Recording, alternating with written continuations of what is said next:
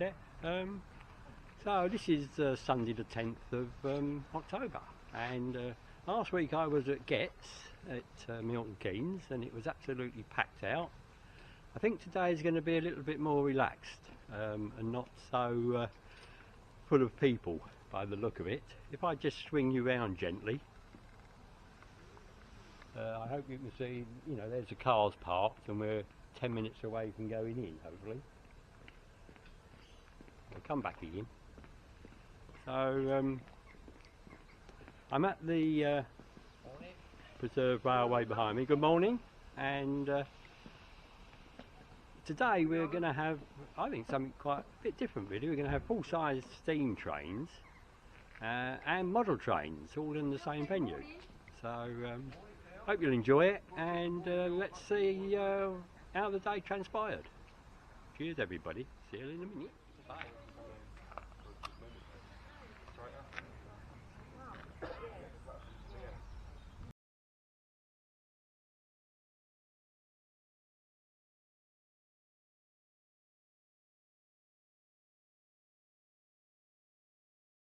Thank you.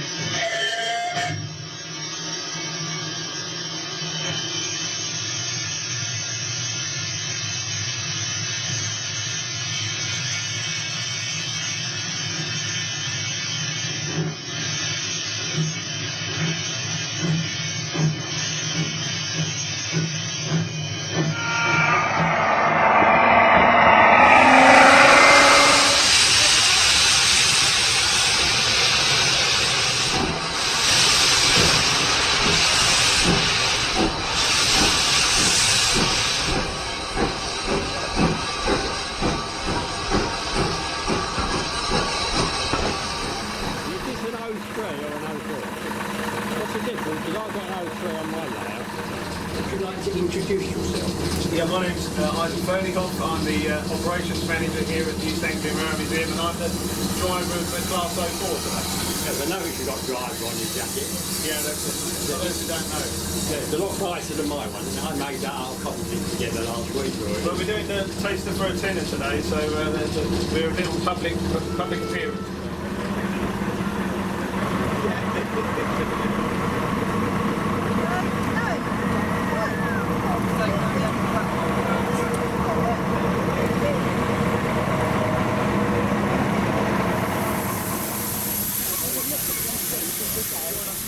Number 54, built by Robert Stevenson and Hawthorne in 1941.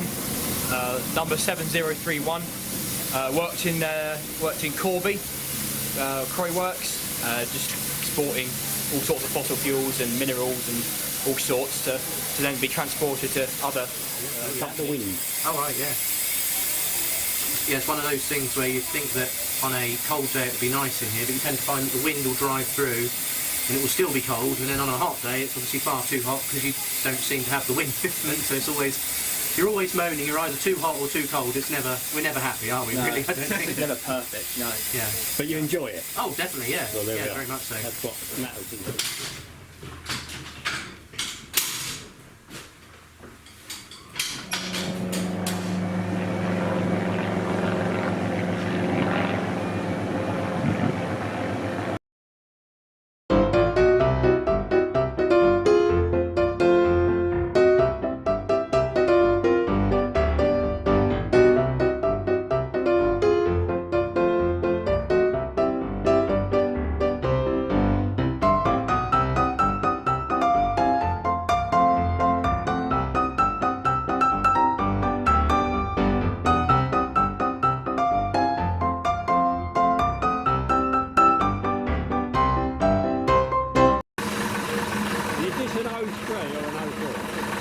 What's the difference? Because I've got an 03 on my layout. The 03 was made by the British Railways workshops, and the 04 was made by the Drury Car Company. But they never made anything themselves, they had a contractor make it for them. There's some slight differences in that the 03 has a bigger fuel tank, so it's got different shaped windows to account for the shape of the bonnet. It has a slightly different roof that is fully wrapped in, it's fabricated that way. And then as because this one's got the larger wheels, they're the main differences, because it's got a conical chimney and the early 03s had a conical chimney.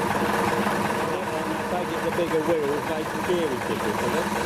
Yeah, well, it was also the fact that the early ones, the early 04s had smaller wheels, and they tended to work in areas like dockyards and places with limited track radii and that sort of thing. So they tended to work better in those systems with smaller wheels. But obviously, you sacrifice more adhesion for less speed. So bigger wheels give you an increase in speed. Top speed on this one apparently is 27.5 miles an hour. But it certainly hasn't done that for many years ago. For my 08 that I've got on, it's limited to 15 on Hornby Rail miles. Yeah, that's And right. it does seem like 15, you know. Well, that's what the main difference between the 08 and the 09 was their top speed. The 09 apparently could do 30 miles an hour. I'm Bernie Hoff. I'm the operations manager here at the East Anglian Railway Museum, and I'm the driver of the Class 04 today. Yes, I noticed you've got a driver on your jacket. Yeah, that's it. For those who don't know. Yeah, it's a lot nicer than my one. I made that up, coupled it together last week, really. Well, we're doing the taster for a tenner today, so we're a little public appearance today. Yeah, good, good. Unfortunately, I can't do it because I haven't booked, so there we are. Morning. So can you just explain the controls a little bit? It's a very basic function. It has a gear lever here. It has 5 gears you can select, a bit like a car, but it's semi-automatic. You don't have a clutch. We've got a throttle.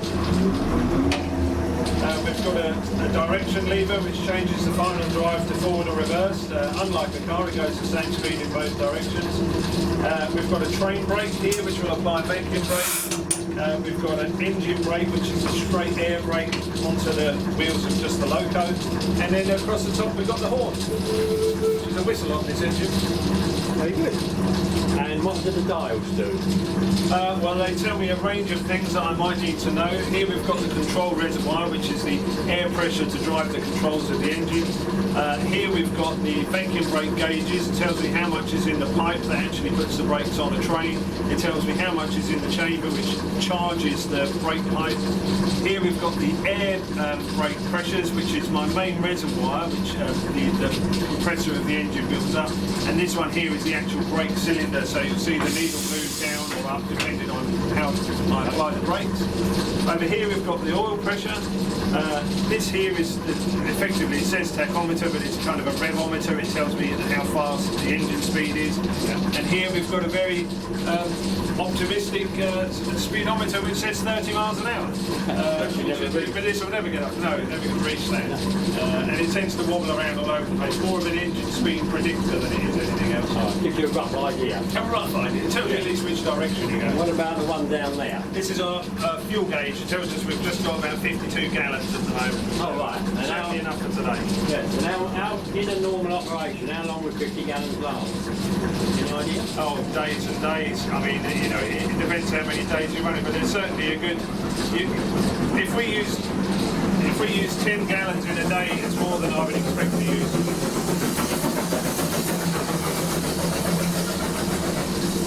I don't know whether I got that in the background or not. So we wouldn't use probably more than about 10 gallons a day. All right, okay. Well, thank you very much for allowing me in the cab here. Really enjoying it, and I might book up to do a drive at the next. When do you reckon the next one? Oh, I don't know. You have to look at the website. Always go to earm.co.uk.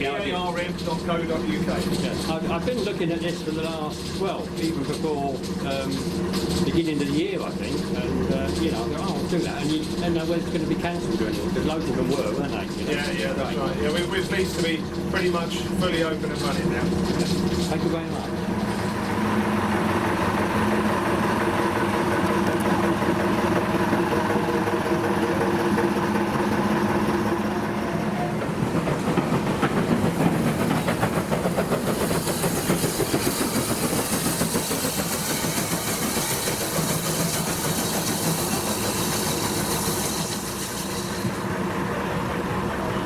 Carry on, I can cut you out if you want to be in it. Thank you. Thank you for thinking.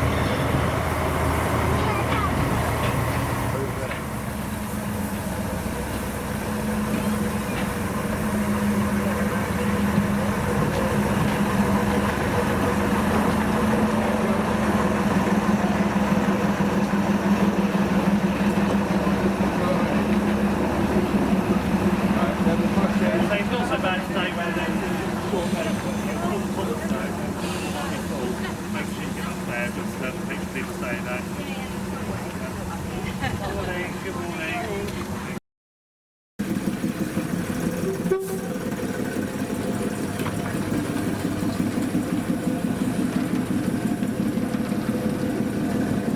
didn't expect to get that. I'll have to go and ask and find out what it is now.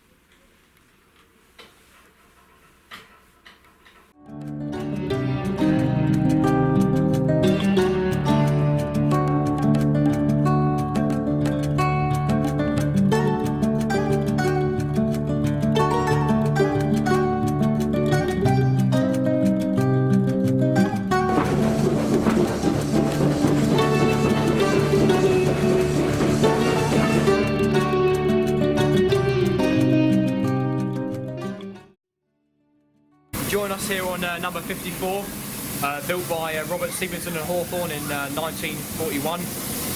Number 7031. Worked in Corby, Croy Works, just exporting all sorts of fossil fuels and minerals and all sorts to then be transported to other companies. This is the driver, Mr. James, trainee fireman, Mr. Harry. And we're just doing a day at the East Anglian Railway Museum for a modern railway exhibition day. If you want to come up on the footplate, I'm sure we can. What name? And my name's Josh. I'm sure you can edit that out. my name's Josh. I'm the fireman. Right, I'll come up. Thank you very much. Can we have a little demonstration of the controls? Not actually moving, obviously. Yeah, no. So obviously, first of all, this is the fire. This is where all of the heat is obviously created. And it travels through tubes which are in this. So obviously this is a round top firebox, and it goes through the barrel, heating up the tubes, and in between each tubes there's water, which obviously makes your steam. And this is how you get your airflow. This is called a blower valve. It uses steam already created, and it drives it out the chimney in order to create something called the Venturi effect, which is like a draft. Yeah, like exactly like a draft. Yeah. And this should be open at all times, except when the regulator is open, because the regulator and the blower both cause draft, as they both exhaust out the chimney. But in order to have steam for a safety measure, we must be able to tell how much water is in the boiler, which are these two things. So these are gauge glasses, and you can just about see the water level just about here. And obviously, if there's nothing in it, or if it's full, you'll always be able to tell because of this black and white hardback, which will obviously, through water, you'll read the opposite lines. And if there was ever a problem, you isolate it by isolating these two valves here, which isolate these two here. You drain the pressure, and if you've got a cracked glass or anything, the spares will always be kept in here, and you can replace it as and when. Even on the move? No. You would be stopped. The first thing would always, the fireman's would be to throw a towel over and isolate it as quick as possible. Driver's responsibility is to stop the train and make sure it's safe to proceed, etc. But in order to move, the driver must have a throttle, which is this thing, a regulator valve, which is a valve which you normally see on the dome. As soon as that's opened, a valve is open and the steam generated at the top of the boiler barrel will go into the valves, which obviously decide which way the steam's going into the piston, whether it's going forward or back. To the cylinder, sort of thing. Yeah, exactly. Yeah. And the valves are moved with this. This is called the reverser. And when this is moved, on this is a slide valve because it's an industrial and a smaller valves. It has slide with 2 blocks that do this. Right. Moving the reverser will position the blocks at different rates, which will get something called a lap and lead effect, as it moves all differently to each other. Pistons, you'll see this in the motion. The crank axle is always set 90 degrees away from each other. So, you know, when the rods are going around, you don't see this. You see this sort of movement. Yeah. Which is obviously the 90 degree out. One's facing this way, one's facing down, and a bit like a crankshaft in an engine. That's it. Yeah. Exactly. Yeah. Albeit a bit more dramatic because it's 90 degrees. That's it. Yeah. And obviously there's 2 types of fireboxes. There's round top and square. This is round top. There's no really more efficient or less efficient way. This is more of an older sort of thing. The later BR stuff was more square fireboxes. Yeah. So it's evolution, so to speak. Yeah, exactly. Yeah. In order to put water in the boiler, you refill the tanks. You can just see the tank cab just up there, where you put the massive column in. Fill that with water. But then, in order to put water in the boiler, you've got 2 valves. You've got a water valve down here and a steam valve here. What that does is steam runs out of a pipe just located outside here. You can it's where the steam's coming out just there. Yeah, which I think I got in the other camera. Yeah. And what happens is when the water's put on, the steam is also then after put on. It very much matters which way you put it on and turn it off.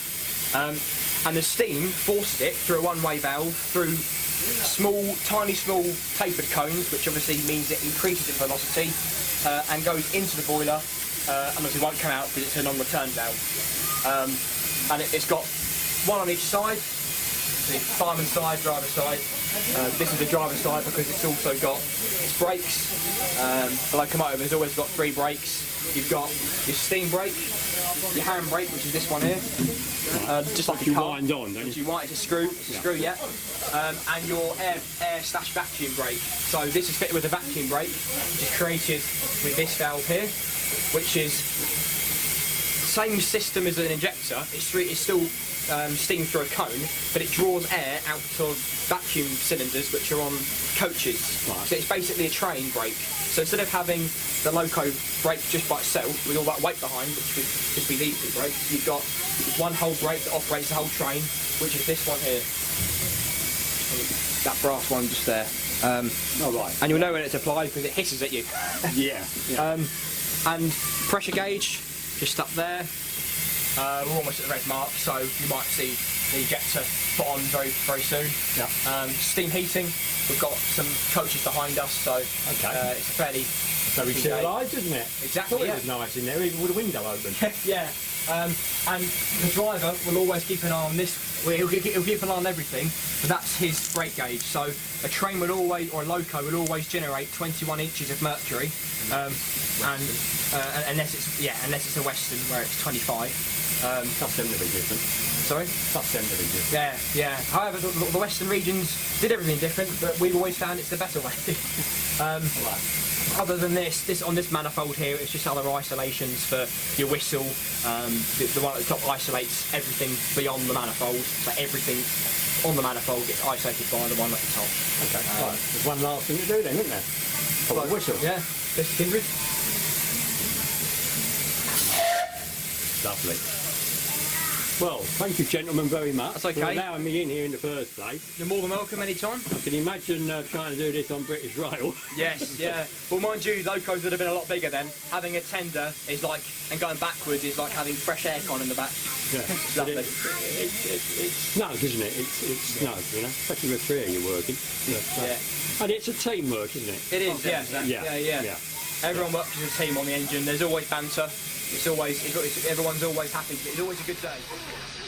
I suppose you want the camera back, don't you?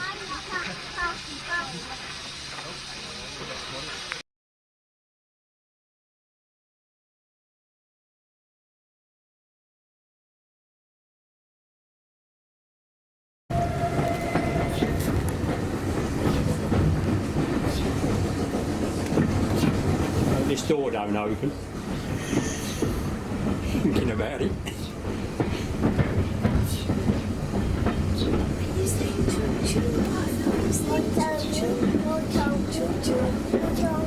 Want to see more Toby? We can see more Toby later on. Yes, we can see more Toby later on.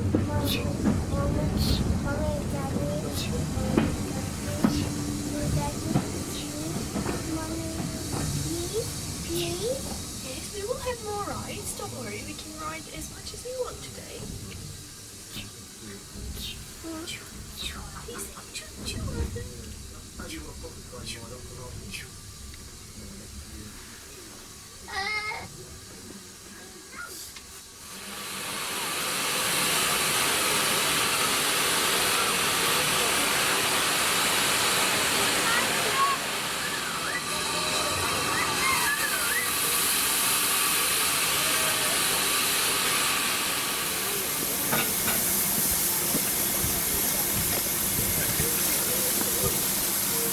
To be fair, I would text him and he hasn't accepted a holiday. I can't remember what it is though. Science here, science location.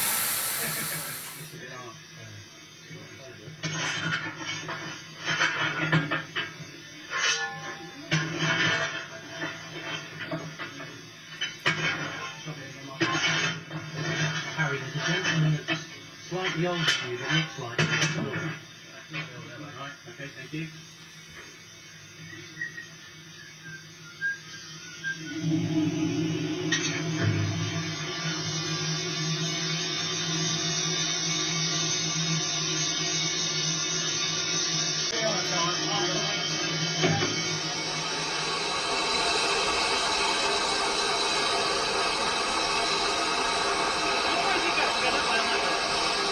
Backwards and then backwards and forwards. That's a mile trip. Oh, is it? Cool, Yeah. cool.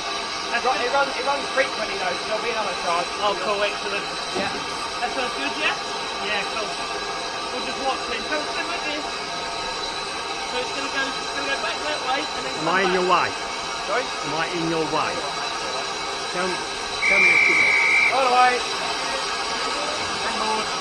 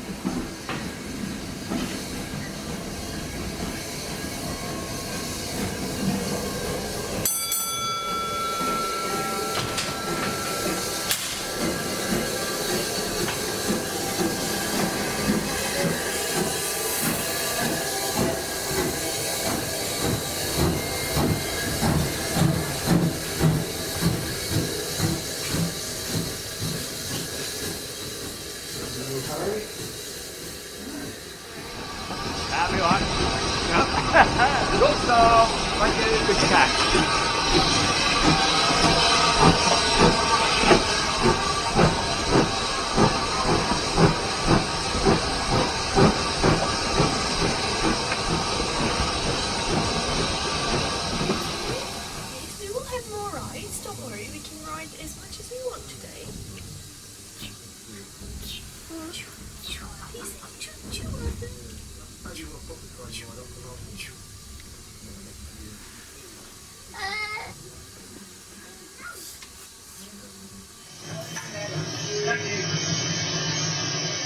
Thank you.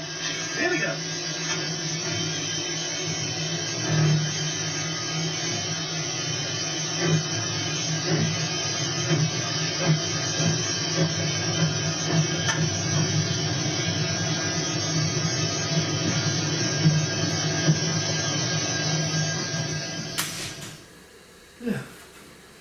Okay.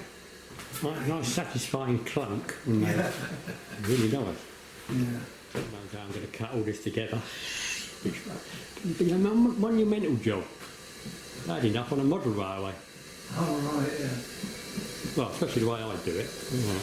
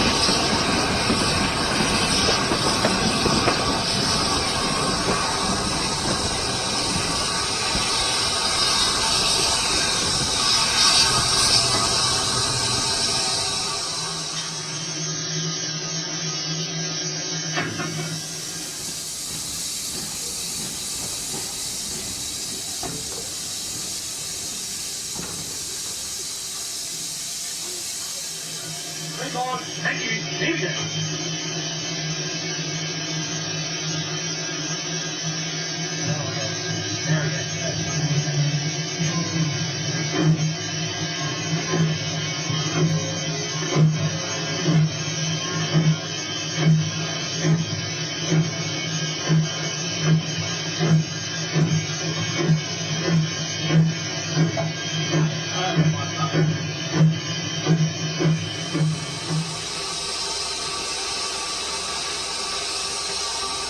Three more. Thank you.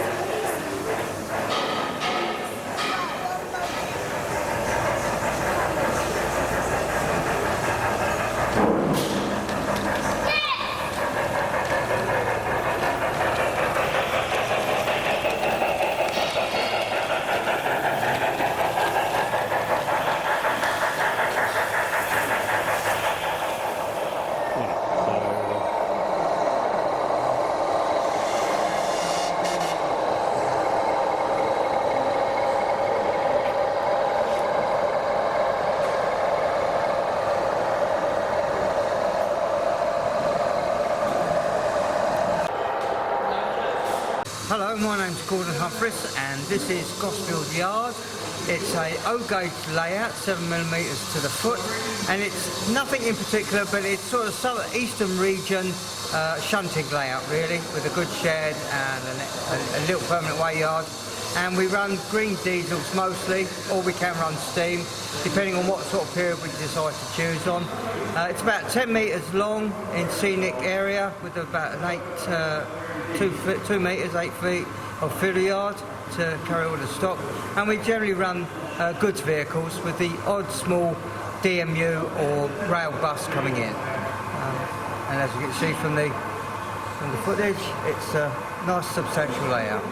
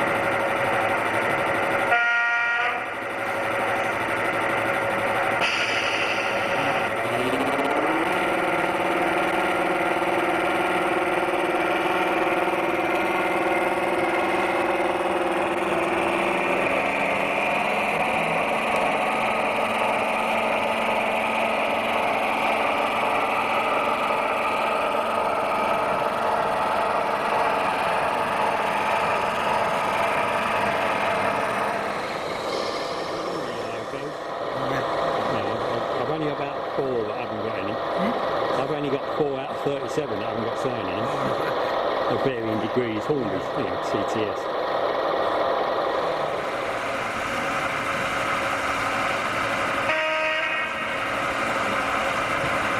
This could be fun.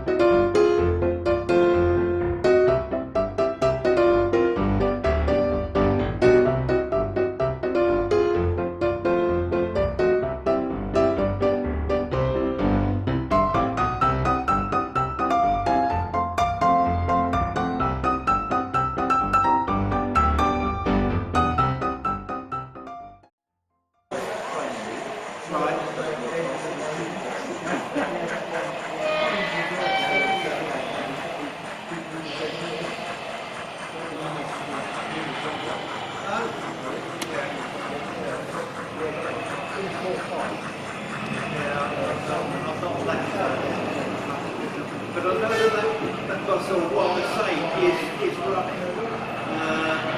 They use it for the odd day trips sometimes. It's heavy because it's white headed. Yeah, quite a few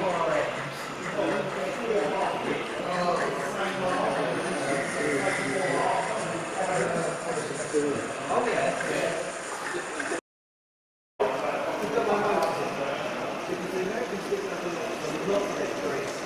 2, 3, 4 tracks on. So it's open pound or under total looks as though 4 engines on with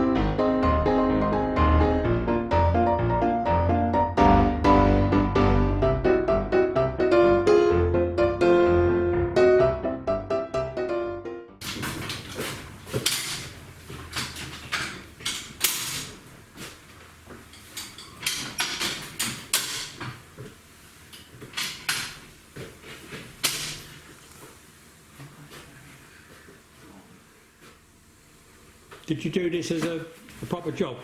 no, No? no, never. Never. Would you have wanted to? I suppose perhaps I would, you Yeah. know. It would have been a bit more intense, I suppose, in a proper Yeah. signal Yeah. box with a lot more movements, wouldn't it? Yeah. No, I just make decisions of where to go, and merchant navy and electronics, there we were, yeah. Oh, right, yeah. That's an honourable profession. Yeah. Well done.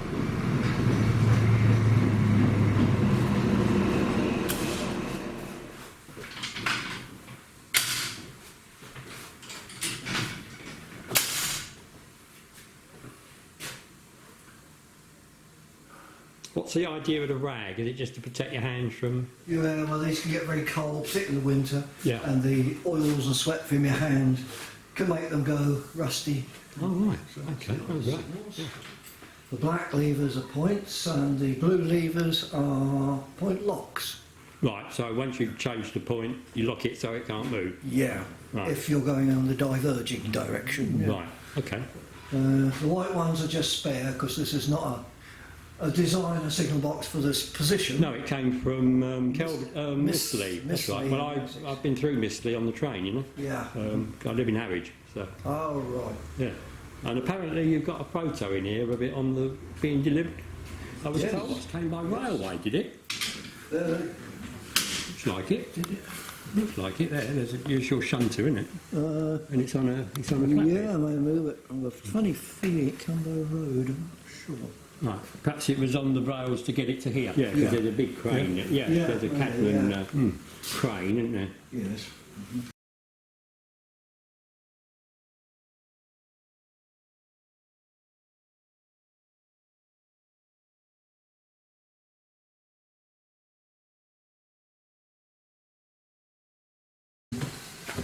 Now, Yeah, got that. yeah. Okay. Right, nice satisfying clunk. Yeah. Really nice. Yeah. God knows how I'm going to cut all this together. It's been a monumental job. Bad enough on a model railway. Oh, right, yeah. Well, especially the way I do it. Yeah.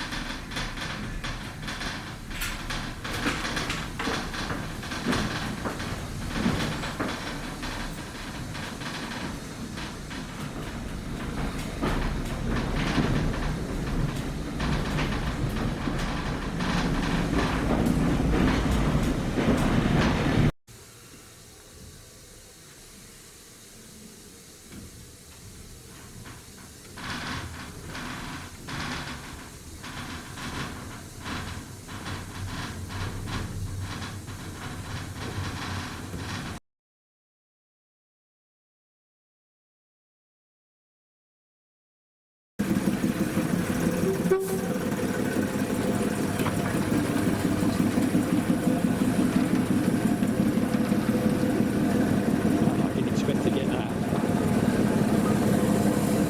I'll have to go and ask to find out what it is now.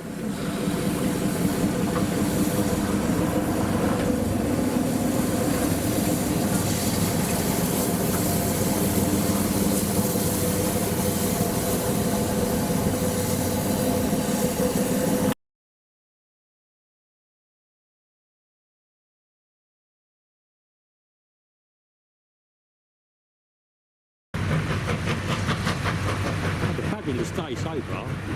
Magic.